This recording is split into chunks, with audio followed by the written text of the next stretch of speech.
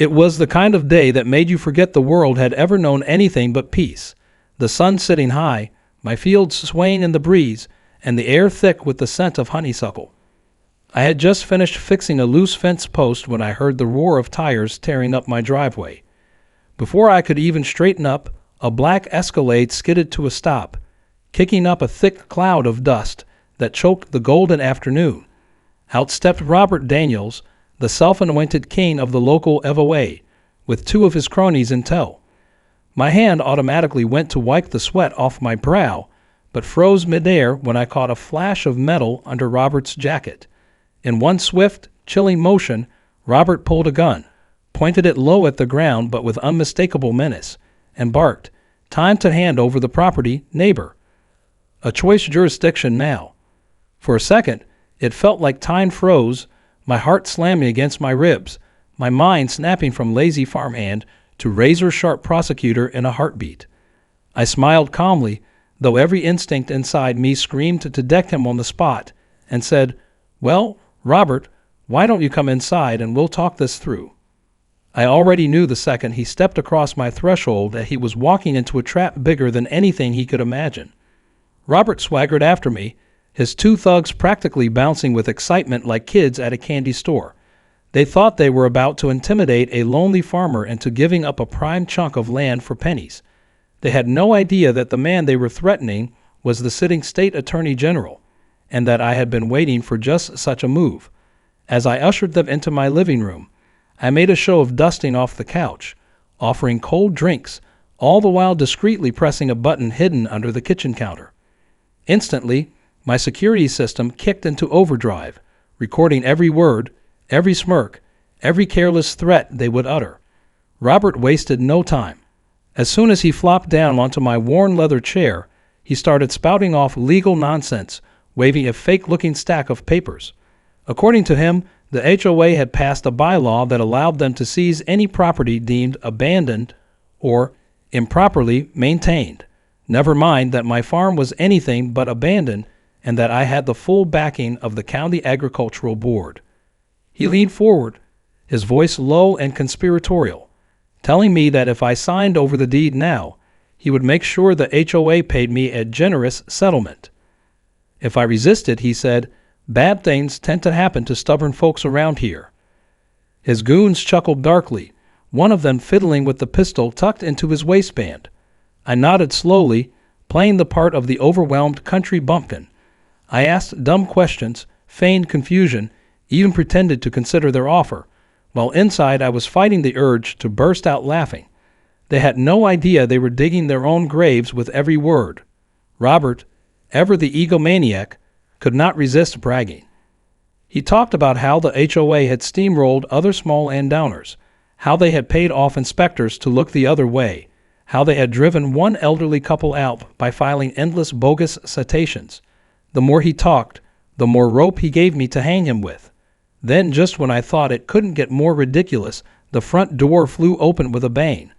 In strode Karen Whitmore, the queen bee of the HOA, clipboard in hand, heels sinking into the mud she had dragged across my porch. She didn't even bother to greet me. She marched straight into the living room, snapped a few pictures of my bookshelves, and began loudly listing supposed violations. Illegal livestock, unapproved fencing, dangerous debris near structures. I bit the inside of my cheek to keep from grinning. Karen was notorious for her weaponized pettiness, but today she was giving me more ammunition than I could ever hope for. Robert tried to wave her off, but Karen was in full meltdown mode. She accused me of harboring feral animals, pointed at my tractor and declared it an unlicensed vehicle, and even criticized my American flag for being improperly displayed. Her shrill voice echoed off the old wood beams, filling the room with chaos, and through it all, the cameras captured every glorious second. Finally, fed up with my polite nodding and non-committal answers, Robert slammed the fake documents down on the coffee table, yanked the gun fully into view, and snarled, "Sign it now, or else." I met his eyes, calm and cold. "No, Robert," I said quietly. "Why don't you put that toy away before you really get yourself in trouble?" For a second, the room went dead silent. Then, as if on cue, The unmistakable sound of tires crunching gravel echoed from outside. Robert turned, confusion flickering across his face. He had no time to react before two state marshals, dressed in plain clothes but flashing shiny badges, burst through the doorway.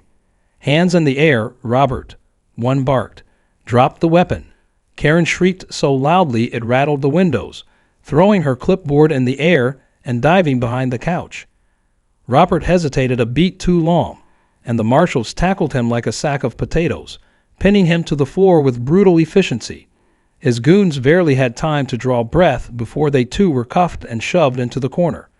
As they dragged Robert outside, he kept babbling about how this was all a misunderstanding, that he was acting on HOA authority, that he had legal rights. I followed them onto the porch, arms crossed, watching as Robert's face twisted in horror when he finally realized who I really was. "You see, Robert," I said, my voice pleasant, "you just tried to rob and threaten the Attorney General of this state. You're going to need a whole lot more than fake documents and a bad attitude where you're going." As they loaded the whole pathetic bunch into waiting vehicles, I turned back to my porch, leaned against the railing, and finally let the slow, satisfied grin I had been holding back spread across my face. The game had just begun, and Robert Daniels was already checkmated. Chapter 2, the morning after Robert's spectacular downfall. The farm was strangely peaceful, almost suspiciously so. The air was crisp, the chickens clucked lazily in their coops, and the horses grazed without a care. I sipped my coffee on the porch, watching a slow wisp of smoke rise from the chimney, and let myself enjoy the calm before the next storm, because I knew without a doubt that what happened yesterday was just the first shot. People like Robert didn't operate alone. His arrogance, his confidence in flaunting a weapon, his belief that forged documents would somehow protect him, it all pointed to a deeper rot. I hadn't just caught a single snake. I had stumbled onto a nest. By mid-morning, my suspicions were confirmed. My phone buzzed with a message from one of my contacts at the State Investigative Bureau. The short text said it all. Deep ties between HOA leadership and local officials uncovered. More evidence inbound. Stand by. I smiled to myself and set down my mug. If Robert thought yesterday's humiliation was the end of his troubles, he was about to experience a whole new level of pain. It was time to lay the groundwork for the bigger trap. I knew from long experience that people got reckless when they thought they were cornered, and nothing made corrupt power players panic faster than losing control. I spent the next few hours reviewing security footage, marking timestamps, cataloging every outrageous statement Robert and his cronies had made. The recordings were golden. I had them bragging about falsifying citations, intimidating homeowners, even suggesting kickbacks to city inspectors. It was a corruption buffet, and every single word was admissible in court. But evidence alone wouldn't be enough to really tear the heart out of their operation. I needed them to reveal the full scope of their crimes voluntarily, thinking they were still in the driver's seat. So I called a meeting, not an official one, a casual, neighborly barbecue invitation sent to the HOA board under the guise of smoothing things over after yesterday's unfortunate misunderstanding. I knew they would take the bait. People like Robert could never resist the chance to gloat, to reassert their dominance. Sure enough, within an hour I got a reply from Karen herself. She accepted with a smug flourish, adding that she and the remaining board members would be bringing a few legal advisors with them. Perfect. I wanted them to bring their lawyers. I wanted them to say out loud exactly how deep the conspiracy ran, and I wanted every second of it recorded. The day of the barbecue dawned bright and fake-friendly. I set up tables loaded with food, had a few friends over to mingle as cover, and made sure the place looked casual enough that none of them would suspect a thing. But just beneath the surface, I had state investigators planted, wired, and ready. Cameras were hidden among the flower pots, the birdhouses, even the barbecue grill handle. By the time the HOA delegation arrived, I was ready to catch them from every angle. Robert was missing, of course, sitting in a holding cell trying to convince a judge he deserved bail. But Karen strutted in like she owned the world.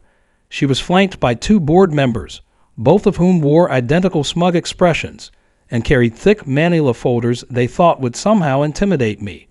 The conversation started fake polite, filled with barbed compliments about my property and vague remarks about unity and community spirit. I played the role of reluctant host perfectly, nodding, smiling, offering them plates piled high with ribs and cornbread. I knew exactly what they were doing. They were trying to size me up, to see if I was scared enough to back down. Karen wasted no time launching into her speech. She explained in great detail how the HOA was legally expanding its jurisdiction, how my farm was considered a natural common area under the latest bylaws, and how it was simply inevitable that ownership would transfer to them. She even had the gall to present a contract right there at the barbecue, printed on glossy paper with the HOA's stupid logo at the top. I glanced over the document, chuckling internally. It was a masterpiece of absurdity, citing non-existent clauses, referencing bogus municipal codes, and featuring enough typos to make a fourth grader blush. But the piece de resistance was a hidden clause buried halfway down, stating that by signing, I would agree to pay a monthly maintenance fee of $15,000 for community upkeep. I whistled low, pretending to be impressed. Karen mistook my reaction for awe and smiled like a cat about to swallow a canary. She launched into another monologue, bragging about how several properties had already been peacefully integrated into HOA ownership through similar agreements. That was the opening I needed. I casually asked who else had signed such wonderful agreements. Karen, predictably, could not resist showing off. She rattled off the names of a half-dozen families, including the elderly Johnsons down the road, who I knew had mysteriously left town last fall after their barn burned down under suspicious circumstances. She even mentioned the Rivera family, who had suddenly abandoned their ranch after weeks of harassment over imaginary zoning violations. My blood boiled under my skin, but I kept my face neutral, encouraging her to keep talking. When Karen finally paused for breath, one of her board members chimed in, bragging about how the HOA had manipulated property values, spreading rumors of code violations to drive down appraisals before swooping in with lowball offers. Another board member chuckled and described how they had used targeted inspections to fine non-compliant owners into bankruptcy. Every word was pure gold, a confession so bold and casual they clearly had no idea they were being recorded from 12 different angles. As the barbecue wound down, Karen handed me a pen and practically shoved the contract into my hand. "Sign today," she purred, "and we can all move on from this unpleasantness." I took the pen, twirled it between my fingers, and smiled sweetly. "I will absolutely give you an answer," I said, "just not today." Their faces fell, and Karen's mouth tightened into a thin, angry line. But I held firm, thanked them for coming, and ushered them off my property with exaggerated politeness. The second their cars disappeared down the road, I let out a slow breath. Everything was in place. I had the confessions, the false documents, the trail of financial fraud, and now, thanks to their arrogance, a pattern of coordinated criminal activity. The walls were about to close in on them, and there would be no deals, no settlements, no quiet retirements. They wanted a war over my land. They were about to get a war that would blow the entire corrupt HOA empire into the dirt. Chapter 3, the barbecue, had barely ended when the next wave of madness hit. I had expected them to panic, maybe to scramble for lawyers or fake apologies once they realized the trap they had walked into. What I hadn't anticipated was the full-blown circus that arrived the next afternoon. I was repairing a section of my outer fence when I heard the unmistakable screech of cheap SUV tires digging into my gravel driveway. I wiped my hands on my jeans and stood up, just in time to see Karen's minivan come to a dusty halt, the side doors flying open. Out marched Karen herself, clipboard clutched in one hand like a holy relic, followed by a full caravan of what looked like the entire HOA committee. There must have been at least 10 of them, some holding yardsticks, others holding cameras, and a few just standing there looking self-important. It would have been hilarious if it hadn't been so pathetic. Karen stomped toward me with the determined rage of someone who had realized they had been outplayed and had absolutely no plan B. She shoved the clipboard into my chest so hard I actually had to catch it to keep it from falling. Attached to it were dozens of new violation notices, each more ridiculous than the last. Unauthorized vegetation growth, unpermitted livestock expansion, improper signage visibility, illegal windmill blade rotations. I thumbed through them casually, raising an eyebrow at one particularly creative accusation of operating a non-certified scarecrow. Meanwhile, the other HOA members fanned out across my property like a bizarre inspection team, snapping photos, measuring fence heights, and peering suspiciously at my cows. Karen launched into a full tirade about how my blatant disregard for community standards had forced the HOA to take emergency corrective actions. According to her, if I didn't comply immediately, the board would initiate foreclosure proceedings under emergency violation protocols. I nodded thoughtfully, pretending to read each bogus violation, while inside my mind was already racing ahead. They were overplaying their hand spectacularly. They thought intimidation would work because it always had before. They still had no idea the noose was tightening around their own necks with every word and every step they took on my land. As Karen ranted, one of the board members, a short man with a comb-over and a permanently sour expression, wandered too close to the barn. Without warning, a massive snort echoed from inside. Out lumbered Daisy, my prize cow, who had a particular hatred for strangers. She charged straight at him, her bulk deceptively fast, and the poor man shrieked like a cartoon character as he sprinted for the fence. He made it over just in time, his pants splitting loudly at the seams. For a second, the entire crowd froze, stunned. Then, as if on cue, half of them started screaming at me about dangerous animals, while the other half yelled at the poor board member for embarrassing them. Karen, red-faced and sputtering, tried to regain control of the situation by ordering everyone to regroup near the porch for a formal declaration of property seizure. I watched, arms crossed, as they stumbled through the mud, shrieking when a rooster flew too close or when a goat nibbled at their clothes. By the time they assembled themselves into a lopsided, mud-splattered group, they looked less like a feared governing body and more like the losers of a three-legged race at a county fair.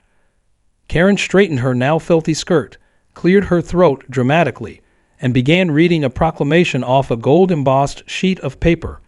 It was every bit as ridiculous as I expected, filled with made-up statutes and fake legalese. She ended it by declaring that as of noon tomorrow, the HOA would be assuming full control of my farm and would begin emergency restructuring immediately. I let her finish her grand speech, waited for the dramatic flourish she no doubt imagined would cap her victory, and then simply said, "Thank you," and walked back toward my house without another word. Their shouting followed me all the way up the steps, but I didn't bother turning around. I had already sent copies of their new batch of violations to the state investigators. I had footage of their unauthorized entry, their baseless accusations, and their bizarre pseudo-government antics. By tomorrow, the final piece would fall into place. What they thought was a triumphant takeover was about to be documented in a full-scale criminal report, broadcast straight to every relevant agency and news outlet. That night, the farm was oddly still. Even the animals seemed to sense that something was coming. I sat on my porch, boots propped on the railing, staring out into the darkness where the fields rolled into the distance. Somewhere out there, Karen and her board were probably patting themselves on the back, congratulating each other on another poor fool they had beaten. I could almost picture them raising glasses of cheap champagne, laughing about how easy it had been. They thought tomorrow would be the beginning of their expansion, a historic annexation for the HOA's legacy. What they didn't realize was that tomorrow was going to be the day their entire empire came crashing down around their ears. Just before I went to bed, my phone buzzed again. New message from the State Bureau. All units in position. Full sweep approved. Go time set for noon. I grinned to myself, feeling the weight of months of frustration and anger lifting from my chest. It was almost over. They had come onto my land with threats, guns, and lies. They had tried to strip me of everything I had built, everything my family had poured their lives into. They thought they were the law. Tomorrow, they were going to find out exactly what real law looked like. As I turned off the porch light and headed inside, a light rain began to fall, soaking the dust and mud, washing the air clean. It felt like a sign. Tomorrow, justice was coming, and it was bringing a storm with it. Chapter 4. The next morning, the rain had given way to a thick, humid fog that rolled low over the fields, wrapping everything in a gray, almost eerie silence. I woke early, moving through the motions of feeding the animals and checking the fences with a steady calmness that came from knowing exactly what was about to happen. The final pieces were already in play. Noon had been set as the hour everything would come crashing down, and until then, all I had to do was let them dig their own graves a little deeper. I barely had time to finish breakfast before the convoy arrived, not just a few cars this time. Half the HOA board, armed with more cameras, clipboards, and what looked like a few private security guards in cheap tactical vests, stormed up the driveway like they were leading some grand parade of authority. Karen was front and center, of course, striding through the mud in high heels that were already sinking with every step, waving around a rolled-up document like it was a royal decree. I leaned against the porch post, coffee cup in hand, watching them approach with the detached amusement of a man watching flies buzzing around a bug zapper. Karen marched right up to the steps and unfurled the document with a theatrical flourish, holding it aloft for everyone to see. She began shouting in her best imitation of a courtroom voice that the HOA was hereby exercising emergency eminent domain authority, and that, effective immediately, the property and all structures upon it were under the control of the Homeowners Association. Her words echoed into the fog, bouncing off the wet fields, sounding even more ridiculous against the solemn stillness of the morning. I took another sip of coffee, nodded thoughtfully, and asked if she had filed that paperwork with the county registrar. The question threw her for a split second, but she recovered quickly, claiming that the HOA did not require such formalities under their revised charter. Behind her, the other board members were already moving, placing tacky plastic HOA flags along the perimeter, hammering wooden stakes into the ground, and taping laminated violation notices to my mailbox and gate. The so-called security guards hovered near the barn, exchanging nervous glances, clearly unsure whether they were supposed to be muscle or just look intimidating. They were too green to realize they were being watched from multiple angles. Cameras, microphones, drones, every inch of the farm was under careful surveillance, feeding real-time footage to the task force stationed just a mile away. Noon was still a few minutes off, and I knew the team was waiting for the perfect moment, the final bit of rope these fools needed to hang themselves. Karen, emboldened by my silence, climbed the porch steps, clipboard raised as if she were issuing a royal summons. She demanded that I hand over my house keys immediately and vacate the premises without delay to avoid escalation. I set down my coffee cup carefully, straightened up, and stared at her for a long, heavy moment. I could see the glee in her eyes, the anticipation of victory, the absolute certainty that she had finally crushed another opponent beneath her heel. And then, without a word, I stepped aside, gesturing toward the front door with a small, mocking bow. She swept past me with a triumphant smirk, her entourage following close behind, unaware they were walking straight into the lion's mouth. Inside, they began a ridiculous inspection, Karen pointing out every so-called infraction, board members snapping pictures of my family photos, my worn-out recliner, my muddy boots by the door. They joked openly about remodeling the kitchen, knocking down walls, turning my living room into a clubhouse bar. Every word was caught on tape, every sneer and insult preserved for court. One of the guards even rifled through my mail, a federal offense all by itself. They were drunk on the illusion of power, too stupid to realize they were building the case against themselves with every step and every word. The clock on the wall ticked toward noon. Outside, the fog began to lift just enough to reveal the dark shapes assembling at the end of my driveway. SUVs, state troopers, federal agents, even a few news vans lurking further down the road, tipped off anonymously by yours truly. Karen was midway through dictating a fake property inventory when the first heavy knock shook the front door. She barely had time to screech something about ignoring trespassers before the door was kicked open with a force that sent it slamming into the wall. Agents in tactical gear poured inside, weapons drawn, badges flashing. Get on the ground. Hands where we can see them. Chaos erupted. Karen screamed like a banshee, dropping her clipboard and backing into a corner. The board members froze, mouths flapping uselessly, while the fake security guards tried to run but were tackled before they made it 2 steps. Within seconds, the living room was filled with the sounds of zip ties tightening, rights being read, and grown adults sniveling like children caught stealing cookies. Karen, red-faced and trembling, tried to protest, claiming she was enforcing HOA regulations. One of the lead agents simply handed her a thick packet of indictments, her own signatures stamped across half the pages. Outside, as the arrested were paraded down the steps into waiting vehicles, the news crews closed in, cameras flashing, reporters shouting questions. I stood on the porch, arms folded, watching as Karen was shoved into a squad car, still ranting about bylaws and charter rights. The sight of her mud-splattered heels kicking helplessly against the seat was a sight I knew I would treasure for a long, long time. One by one, the vehicles pulled away, leaving only the stunned silence of the aftermath behind.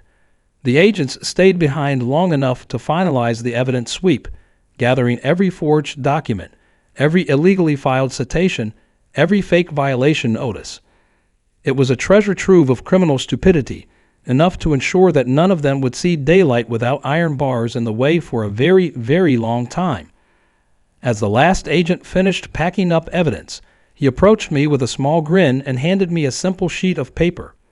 It was a formal declaration, signed by the governor himself, officially recognizing my ownership rights and placing my property under special state protection as a historic agricultural site. Karen and her gang had not only failed to steal my farm, they had guaranteed it would be protected for generations to come. I stood alone on the porch as the sun finally broke through the last wisps of fog, bathing the fields in warm light. The battle for my land was over, but the victory tasted even sweeter knowing that justice had not just been served. It had been served with a heaping side of karma. Chapter 5. The days following the great HOA takedown rolled by like a parade of sweet, unbroken victories. Word of the arrests traveled faster than wildfire across the entire county. By the end of the first week, it felt like the entire town had somehow heard the details of what went down on my farm, and for once, the headlines were not just a passing blip, but a full-blown media storm. Local news anchors led every segment with footage of Karen shrieking in handcuffs, her clipboard shattered on my porch step.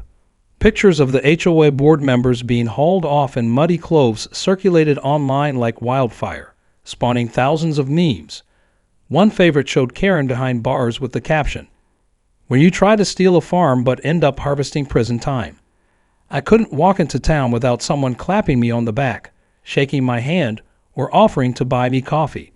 People I barely knew suddenly treated me like a war hero. It was almost surreal how fast public opinion turned. The very same folks who had once tiptoed around the HOA out of fear now treated them like a bad joke that had finally been canceled. But the real beauty unfolded in the courthouse. One by one, more charges piled onto Karen and her crew: fraud, extortion, conspiracy, unauthorized practice of law, even impersonating public officials. It turned out that the HOA had been siphoning homeowner dues into a network of fake shell companies set up by Robert and Karen, buying vacation homes, luxury cars, and even paying off personal debt. They weren't just bullies, they were full-scale white-collar criminals. And once the floodgates opened, former board members and even a few city officials started flipping on them to save their own skins.